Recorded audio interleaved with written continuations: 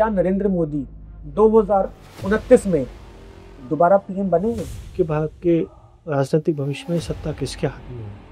तो पुनः पुनः पुनः और यही दिखाई दे रहा है कि अंत में भी सत्ता इसी सन्यासी राजनेता के हाथ में आई। अभी तो इनकी जिम्मेवारियां बहुत बाकी, ना तो इन्हें कोई पद से हटा पाएगा, ना ये पद छोड़ेंगे। रेखा गुप्ता ने भी रिसेंटली पद संभाला है दिल्ली का, उनका क्या भविष्य दिखता है आपको? तो इंदिरा गांधी जी को भी ऐसा झेलना पड़ा, इनको भी ऐसा अनुभव करना पड़ेगा, लेकिन अंत में वही जो सक्षम महिला राजनेता और अंत में ये राष्ट्रीय राजनेता बना। योगी आदित्यनाथ पीएम बन पाएंगे या प्रेसिडेंट बन पाएंगे? योगी आदित्यनाथ अपना काम यहीं करेंगे समाप्त और उसके बाद वापस अपने धाम को चले जाएंगे। आपकी प्रेडिक्शन अमिताभ बच्चन के लिए क्या कहते हैं? लेकिन आगे 2 साल पश्चात उनका कोई ऐसा भविष्य नहीं है बॉलीवुड। आइडिया बाबा, भारत और पाकिस्तान में बहुत सारा तनाव चल रहा है आज के समय में, युद्ध तक की नौबत आई हुई है। युद्ध समाप्त नहीं हुआ है, युद्ध का मध्यांश चल रहा है, मध्यांश चल रहा है, युद्ध होना तय है। बिहार की राजनीति की बात करें, नीतीश कुमार, आपको उनका क्या भविष्य दिखता है? बिना किसी लाग लपेट के कहूँगा, नहीं बोलूँगा, मैंने उनके हाथों की ओर करूँगा तो वो उसी दिन राजनीति छोड़ेंगे जिस दिन बिस्तर पकड़ेंगे। एस्ट्रोलॉजर्स कहते हैं कि प्रधानमंत्री नरेंद्र मोदी पद छोड़ देंगे, वो 2029 तक पहुंच ही नहीं पाएंगे।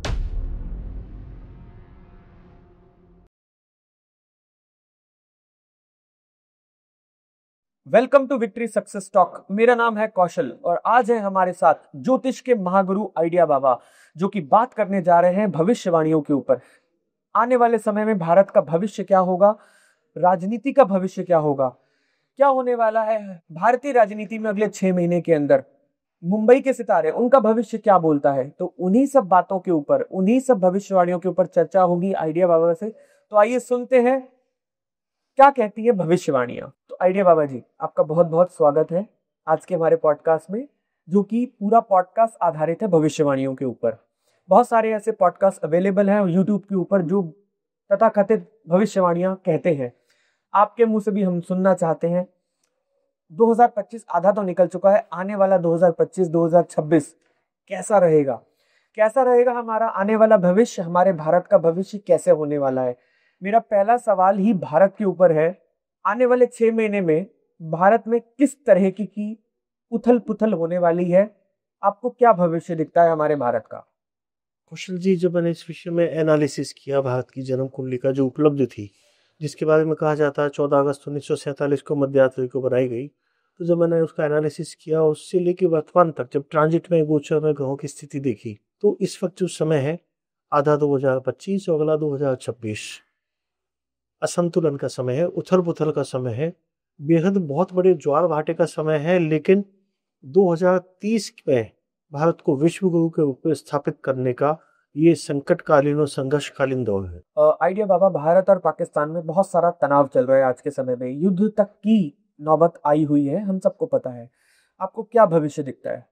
भविष्य में युद्ध होना तय है, युद्ध समाप्त नहीं हुआ है, युद्ध का मध्यांश चल रहा है, मध्यांश चल रहा है, युद्ध होना तय है। तैयारियां दोनों तरफ है, ये समय बताएगा कौन जीतेगा, लेकिन ये तय है 2030 में भारत विश्व का गुरु बनेगा।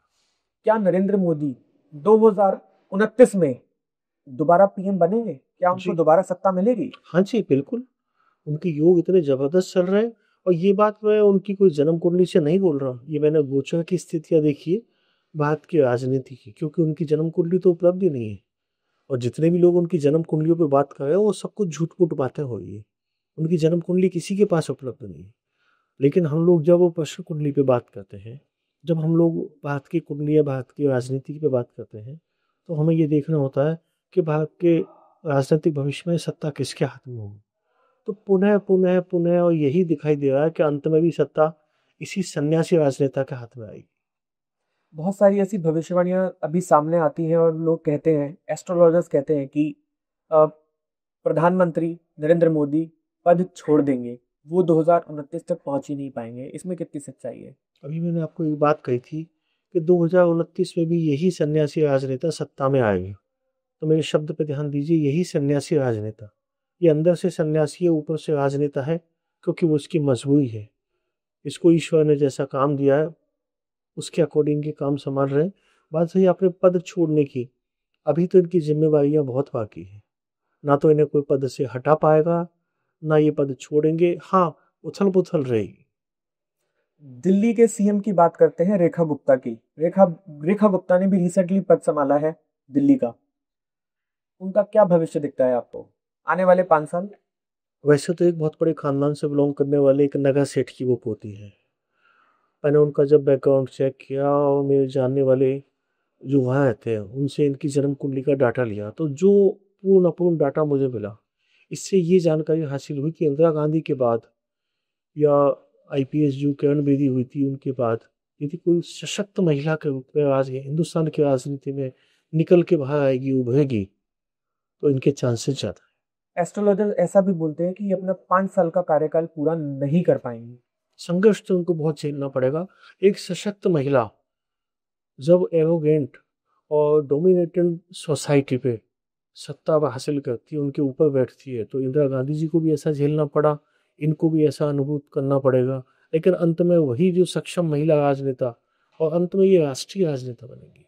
योगी आदित्यनाथ की बात करते हैं। क्या आपको लगता है कि आने वाले समय में योगी आदित्यनाथ पीएम बन पाएंगे या प्रेसिडेंट बन पाएंगे? बिल्कुल नहीं, दोनों ही योग इनके भाग्य में नहीं है और ये इनकी जन्म कुंडली के आधार पर नहीं है। जब मैंने हिंदुस्तान की प्रश्न कुंडली निकाली और एकांत में जब मैं बैठता हूँ, तो प्रश्न कुंडलियों के जरिए एनालिसिस करने की कोशिश करता हूँ कि मेरे मन में जो इस वक्त सवाल उमड़ रहा है उसका जवाब क्या हो सकता है। क्या होगा ये तो नियति को पता है, लेकिन क्या हो सकता है उसके जवाब यही आते हैं कि योगी आदित्यनाथ अपना काम यही करेंगे समाप्त और उसके बाद वापस अपने धाम को चले जाएंगे। इसका मतलब जिस गोरखनाथ धाम के पीठाधीश्वर है वही संभाले। इन 2 घड़ियों का क्या राज है? लोग एक घड़ी पहनते हैं हाथ में, आपने 2 घड़ी पहन रखी है, दोनों हाथों में एक एक घड़ी पहन रखी है, इसका क्या राज है? हमें जीवन में सबसे ज़्यादा आवश्यकता पड़ती है सांसों के बाद समय की, और बात करें तो सांसों से पहले भी समय की। तो समय ही सब कुछ संचालित करता है, दोनों घड़ियाँ भी समय बताती है। हमारे दोनों हाथों में कुछ ऐसी नाड़ियाँ होती हैं जिनको अलग अलग मेटल, अलग अलग चीज़ों से घड़ियों के जरिए बंधन कर लिया जाए तो जीवन में आमूल चूल चेंजेस आ जाते हैं। मैं इन दिनों पिछले 6 सालों से इस पर एक्सपेरिमेंट कर रहा हूँ। इसका नाम मैंने नाम दिया है हथघड़ी ज्योतिष, रिस्ट वॉच एस्ट्रोलॉजी, और काफ़ी हद तक मैं सफल रहा हूँ। मैंने कई लोगों की घड़ियाँ बदलवाई, और यदि मैं खुलकर कहूँ तो हिंदुस्तान में टाइटन ब्रांड की मैंने कई घड़ियाँ अलग अलग मॉडल लोगों को पहना के एक्सपेरिमेंट किए, क्योंकि मुझे टाइटन के ब्रांड में अलग अलग मॉडल देखने को मिले जो मैं इस रिस्ट वॉच एस्ट्रोलॉजी पे एक्सपेरिमेंट कर सकता था। तो मैंने देखा किसी खास विशेष व्यवसाय, जॉब या राजनीति या किसी माहौल में, उम्र में काम करने वाले लोगों को बदलाव के लिए समय चाहिए, यानी बदलाव वाला समय चाहिए। तो मैंने घड़ियों पे एक्सपेरिमेंट किया, काफ़ी हद तक मैं सफल रहा। मैं ये नहीं कहूँगा मैंने किसी का भाग्य बदला, लेकिन समय का जो कालचक्र था उसमें मैंने एक अपना है हिस्सा, एक एक्सपेरिमेंट आजमाने की कोशिश की और काफ़ी हद तक सफल रहा। आज मैं अपने जानने वाले लोगों को या कुछ राजनेता या कुछ फिल्मी हस्तियाँ, चूँकि मैं 30 साल से बॉलीवुड से जुड़ा हुआ हूँ, तो कुछ फिल्मी हस्तियों को मैंने घड़ियों के माध्यम से वो आशातीत चमत्कार, आशातीत रिजल्ट दिखवाए जिनकी वो उम्मीद नहीं कर पाए थे। क्या 2 घड़ियां हर इंसान को पहननी चाहिए या स्पेसिफिक लोगों को पहननी चाहिए? मैंने तो वास्तव में ये एक्सपेरिमेंट के लिए पहनी हुई है। मैं प्रतिदिन 2 अलग-अलग घड़ियाँ पहनता हूँ। मेरे पास 300 से ज़्यादा घड़ियाँ हैं, जो मैंने अलग-अलग मॉडल्स, इंटरनेशनल, इंडियन दोनों कंपनियों के ब्रांडों को मैंने इस्तेमाल में लिया है इस एक्सपेरिमेंट के लिए। तो मुझे तो ये पहनना आवश्यक होता है। वैसे यदि बात करते हैं कि यदि कोई एक सिंपल फार्मूला मिल जाए शक्तिशाली घड़ी से संबंधित, तो जिन लोगों को जीवन में आगे बढ़ना है या जो अति महत्वाकांक्षी हैं, उनको हमेशा दाहिने हाथ में घड़ी पहननी चाहिए। लेकिन वो एनालॉग होनी चाहिए, डिजिटल नहीं होनी चाहिए, क्योंकि डिजिटल में वाइब्रेशंस अलग टाइप के होते हैं, हम्म। एनालॉग में सुई घूमती है। हम्म। तो हमारी जीवन की सुई का कांटा, हमारे भाग्य की सुई का कांटा भी उसके साथ साथ घूमेगा, दौड़ेगा, आप देखिएगा। आइडिया बाबा, कश्मीर की हम बात करते हैं। कश्मीर में हर वक्त तनाव बना ही रहता है। अभी रिसेंटली एक कश्मीर में बहुत बड़ा हमला भी हुआ था, अटैक भी रहे हैं। तो कश्मीर का भविष्य आप क्या देखते हैं? 2027 के बाद कश्मीर का भविष्य बिल्कुल साफ है, स्पष्ट है। भारत का हिस्सा था, है और रहेगा। लेकिन कश्मीर को भी अपने हिस्से का, अपने भाग्य का संकट तो झेलना ही है। एक तरह से समझ लीजिए उसकी 7.5 लंबी हो गई थी, हम्म। जो 2027 में पूर्ण होने वाली है। ये मैंने कश्मीर की जन्म कुंडली से देखा। अभी आपको ऐसा लगेगा कि कश्मीर की जन्म कुंडली कहाँ मिल गई आपको? तो मैंने आपको कहा ना कि जब मैं प्रश्न कुंडली बनाता हूँ अपने एकांत में, तो मैं अपने सवालों के जवाब उससे ढूँढने की कोशिश करता हूँ। अमेरिका और भारत के रिश्ते, आप क्या भविष्य देखते हैं इन दोनों देशों के बीच में? बहुत कमाल का आपने सवाल पूछा है। जो पहले था वो वापस पुनः हो जाएगा। किसी वक़्त रुपए की कीमत डॉलर से ज़्यादा थी। आज जितने रुपयों का $1 होता है, किसी ज़माने में उतने डॉलर का एक नोट होता था, ₹1 होता था। वही स्थिति होने वाली है बहुत जल्दी। अब डॉलर रुपए के पीछे हाथ बांध के घूमेगा। दक्षिण भारत की राजनीति क्या बोलती है? दक्षिण भारत की राजनीति का भविष्य क्या है? सचमुच मैं अपने मन की बात बताऊँ या कैलकुलेशन वाली बात बताऊँ या एस्ट्रोलॉजिकल वाली बात बताऊँ, तो कंक्लूजन उसका यही है, दक्षिण भारत में अब राजनीति नहीं रही, वहाँ हो गया ग्लैमर। वो ग्लैमर वहाँ की राजनीति पर काबिज हुआ है। जिस तरह से फिल्मी दुनिया के सितारे दक्षिण भारत की के राजनीति में आते जा रहे हो, जनता उनको पसंद करती है, माथे पे बिठा रही है, तो ऐसा लग रहा है जैसे जनता को अपने में से निकला हुआ आदमी चाहिए। तो भविष्य तो मेरा मानना है जनता के हिसाब से होना चाहिए, यानी सही लोकतंत्र दक्षिण भारत में आने वाला है। बिहार की राजनीति की बात करें, नीतीश कुमार, आपको उनका क्या भविष्य दिखता है? बिना किसी लाग लपेट के कहूँगा बहुत उज्जवल। मैंने उनसे मिला हूँ। एक दफ़ा अमर सिंह जी के साथ एक मीटिंग में मेरी उनसे मुलाकात हुई और मेरी मुलाकात हुई है, तब मैंने उनको जाना, समझा और तब मालूम चला कि जिस तरह से हमें मीडिया में दिखाया जाता है, सचमुच में सभी राजनेता वैसे नहीं होते। तो जन्म कुंडली तो मेरे पास उपलब्ध नहीं है, सच आपको भी कहा, मैं झूठ नहीं बोलूँगा, मैंने उनके हाथों की रेखा देखी है। तो वो उसी दिन राजनीति छोड़ेंगे जिस दिन बिस्तर पकड़ेंगे, उससे पहले वो राजनीति में हमेशा एक्टिव रहेंगे। कांग्रेस की बात करें, जब कांग्रेस का नाम लेते हैं तो सीधा जो दिमाग में नाम आता है वो राहुल गांधी का आता है। जी। राहुल गांधी के हाथ में है आज के समय में कांग्रेस की बागडोर। अ, आपकी भविष्यवाणी, आपके प्रेडिक्शंस राहुल गांधी को लेकर क्या है? राहुल गांधी जी अपने आप में एक इतने अच्छे इंसान हैं, ये मैं अपना ओपिनियन बताऊँ, मैंने उनको नज़दीक से देखा है, समझा है। लोगों ने उनके जिस तरह से मीम्स बनाए, जिस तरह से हँसी उड़ाई है, उन्होंने बतौर इंसान उसको समझने की कोशिश नहीं की कि जिस व्यक्ति को ना चाहते हुए राजनीति में आना पड़ा अपनी मजबूरियों से, जैसा माननीय राजीव गांधी जी के साथ हुआ, आज वो एकदम से कैसे सँभाल पा रहा है करोड़ों की पब्लिक को। आप उनकी जगह होंगे तो क्या करेंगे? हड़बड़ा जाएँगे। उनके साथ भी वही हो रहा है। वास्तव में वो बहुत अच्छे इंसान हैं और जल्दी ही वो फिर से फायर बैक करेंगे। फिर से कमबैक होगा, उनका बहुत शानदार कमबैक होगा, लेकिन इस दफ़ा पूर्ण तैयारी के साथ होगा। अरविंद केजरीवाल की बात करें, जो सत्ता हार गए दिल्ली की, मगर कोशिश फिर भी कर रहे हैं। उनकी पूरी चाह थी कि मैं दिल्ली पे अपना हुक्म जमाए रखूं। जी। आपकी भविष्यवाणी क्या बोलती है? आपके प्रेडिक्शंस क्या बोलते हैं अरविंद केजरीवाल को लेके? अरविंद केजरीवाल जी वास्तव में यदि उनको राजनीति से अलग हटाकर देखा जाए तो इंसान तो बहुत अच्छे हैं। लेकिन जब वो राजनीति के गटर में घुस गए, तो उसी गंदगी का एक हिस्सा बन गए। आज उनके दिमाग में भी वही गंदगी आ चुकी है। बतौर इंसान आज उनको अच्छा कहना भी ठीक नहीं होगा। अब उनके दिमाग में सिर्फ़ और सिर्फ़ राजनीति है, तो उनका राजनीतिक भविष्य मुझे कतई भी नहीं दिखाई दे रहा। जितना मैंने उनकी जन्म कुंडली का एनालिसिस किया, मेरे जानने वालों से उनके विषय में पूछा जो उनके नज़दीक भी रहे हैं, और जो इस तरह से उनकी कार्यविधि या तो सत्ता को पाने की जो चाहत, लालसा, वासना में बदल गई है, इससे तो नहीं लगता मुझे कि मेरी प्रश्न कुंडलियाँ या मेरा कैलकुलेशन शायद झूठ निकले, वो पुनः सत्ता में नहीं आएँगे। राजनीति की हम बात कर रहे हैं तो आने वाले कुछ समय में, 6 महीने, 7 महीने, 1 साल में हमारी भारतीय राजनीति के अंदर कोई नया चेहरा आने वाला है क्या? हाँ जी, तो आपको जानकर आश्चर्य होगा, गणेश जी की कृपा से जितना सा मैंने कैलकुलेशन किया, हमारे जो माननीय विदेश मंत्री एस जयशंकर जी हैं, वो राजनीति का बड़ा सशक्त चेहरा बन के ऊपर उभरने वाले हैं, जो देश की राजनीति को अंतर्राष्ट्रीय स्तर पर ले जाएंगे। बॉलीवुड की बात करते हैं अब हम। हमने राजनीति की बात करी, अब हम बॉलीवुड के ऊपर आते हैं। आने वाले कुछ समय में बॉलीवुड का कोई ऐसा बड़ा चेहरा सामने आने वाला है जो एक धमाल मचा दे? मैंने जब कुछ कुंडलियों का एनालिसिस किया तो एक मैंने मूवी कुछ दिनों पहले देखी थी, ट्वेल्थ फेल। उसके जो हीरो हैं, उसके जो मुख्य नायक हैं, मैं उनका नाम नहीं जानता, लेकिन आगे आने वाले समय में वो आने वाले समय के रणवीर सिंह कहलाएंगे। आइडिया बाबा, हमारा बॉलीवुड का सबसे बड़ा चेहरा अमिताभ बच्चन, आपकी प्रिडिक्शन अमिताभ बच्चन के लिए क्या कहते हैं?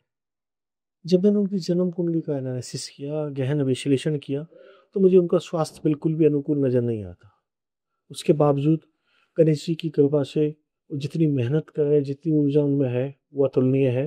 लेकिन आगे 2 साल पश्चात उनका कोई ऐसा भविष्य नहीं है बॉलीवुड में। आइडिया बाबा, अभिषेक बच्चन के बारे में हम बात करते हैं। अभिषेक बच्चन का आप क्या भविष्य देखते हैं? मैंने जितना उनकी जन्म कुंडली को समझा, जाना और पाया, तो आने वाले समय में वो जिस तरह से कैरेक्टर हीरोज आते हैं, उसके ऊपर एक बहुत बड़ा चेहरा हुए हैं, जिस तरह से संजय दत्त आए, जैकी श्रॉफ आए हैं। लेकिन ओटीटी प्लेटफॉर्म, वेबसाइट्स, या जिस तरह से नए बिजनेस चल रहा है आजकल यूट्यूब पे, इस लाइन में उनका बहुत उज्जवल भविष्य है। शाहरुख खान का क्या भविष्य है आने वाले समय में?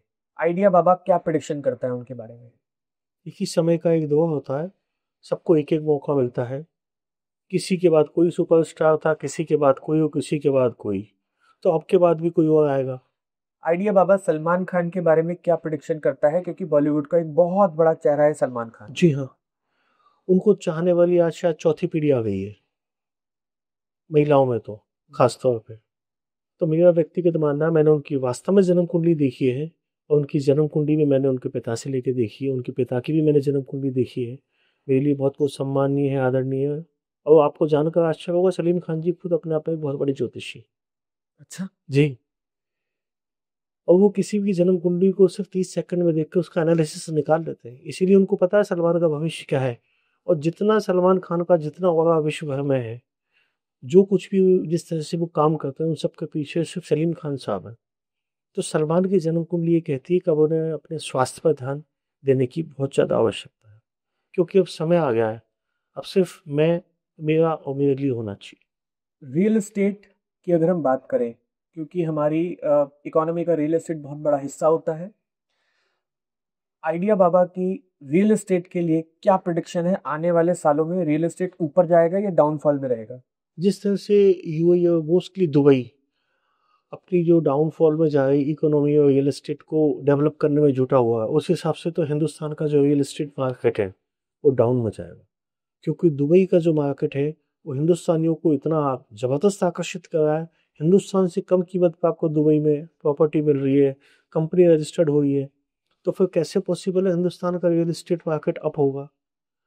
जिसको पैसा लगाना है उसको तो जहाँ फ़ायदा मिलेगा वो पैसा लगाएगा। तो मुझे तो नहीं लगता। और क्योंकि रियल एस्टेट का मार्केट 3 साल के लिए धड़ाम जाने वाला है, 2028 बहुत बेहतर है उसके लिए, क्योंकि जब बड़ा गुब्बारा फूटेगा तो छोटे-छोटे गुब्बारों को मौका मिलेगा उठने का। एक बार फिर हम राजनीति की बात छेड़ते हैं, क्योंकि ममता बनर्जी के बिना राजनीति अधूरी सी लगती है, मुझे जी। ऐसा लगता है।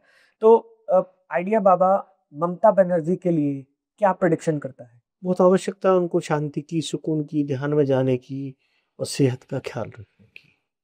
क्योंकि बस अब ठीक नहीं कुछ और, सिर्फ़ अपना स्वास्थ्य, अपना जीवन और कुछ नहीं। और ज़बरदस्ती करने की यदि उन्होंने कोशिश की तो भाग्य से वो लड़ नहीं पाएँगे। आइडिया बाबा को एक बहुत बड़े एस्ट्रोलॉजर के नाम पे भी जाना जाता है, एक तांत्रिक के नाम पे भी जाना जाता है, और बहुत सारे ऐसे वो डिवोशनल काम भी करते रहते हैं। तो राजनीति, हमारी भारतीय राजनीति में तंत्र मंत्र का कितना बड़ा रोल है? उसका बेस है, और न सिर्फ भारतीय बल्कि वैश्विक राजनीति में भी है। शायद आपको जानकारी नहीं होगी, डोनाल्ड ट्रंप को अमेरिका का राष्ट्रपति बनाने के लिए, जिसके बिल्कुल नगण्य चांस थे, लगभग 1151 तांत्रिकों ने माँ कामाख्या के यहाँ लगातार अनुष्ठान किए, और तब तक किए जब तक डोनाल्ड ट्रंप ने शपथ नहीं ले ली। तो फिर क्या हिंदुस्तान, जो वैश्विक राजनीति में तंत्र का इतना बड़ा रोल है, हिंदुस्तान की राजनीति में तो सदा से रहा है। मैंने इतना समय अनेक राजनीतिकों के साथ निकाला है बड़ा नज़दीकी से, तो मैं तो जानता हूँ। लेकिन ये है कि पर्दे के पीछे की बात पर्दे में रहे तो ठीक है, हम्म, बात निकलेगी तो दूर तलक जाएगी। बिल्कुल। आइडिया बाबा, 2025 में कौन सी ऐसी घटनाएं हैं जो आपको नजर आती हैं, जो आप पूरे विश्व को, हमारे दर्शकों को बताना चाहते हैं आने वाले साल? आने वाले समय में भारतीय राजनीति और भारतीय उद्योग जगत से कुछ ऐसे काम, ऐसी घटनाएं होंगी जो पूरे विश्व को आश्चर्यचकित कर देंगी। हालांकि समय सिर्फ 4 महीने का है, लेकिन अंदरूनी तैयारियां जिस तरह से चल रही है और जो प्रश्न कुंडली में मैं देख पाया, उससे लग रहा है एक बड़ा धमाका होने वाला है, और हिंदुस्तान सबको चौंका देगा। इकोनॉमी के नज़रिए से भी, राजनीति के नज़रिए से भी, और एक शक्तिशाली देश के रूप के नज़रिए से। ये साल मंगल का है, और एक डर का माहौल भी है। जी। कभी कभी कहीं आग लग जाती है, कभी कोई एयर इंडिया का प्लेन क्रैश हो जाता है। आपको ऐसी कौन सी बड़ी दुर्घटनाएं हैं जो आपको दिखती है? बड़ी दुर्घटना मुझे लगा है, जो जितना मैं समझ पाया हूँ, मैंने पीछे एनालिसिस किया था अभी 5 दिनों पहले, कि देश को किसी एक बड़ी हस्ती की क्षति होने का बड़ा दुःख रहेगा। दंगल दंगल तो करवाता है, तकलीफ भी देता है, ऐसी घटना भी देगा, लेकिन जाते-जाते कुछ मंगलकारी काम भी कर जाएगा। आपका बहुत बहुत शुक्रिया, आप हमारे पॉडकास्ट में आए और आपने इतनी सारी भविष्यवाणियां हमसे शेयर करी। हम लोगों ने राजनीति, बॉलीवुड और काफ़ी सारी चीज़ें कवर करने की कोशिश करी है। मैं आशा करता हूँ कि आज का पॉडकास्ट हमारे व्यूअर्स को बहुत अमेजिंग लगेगा।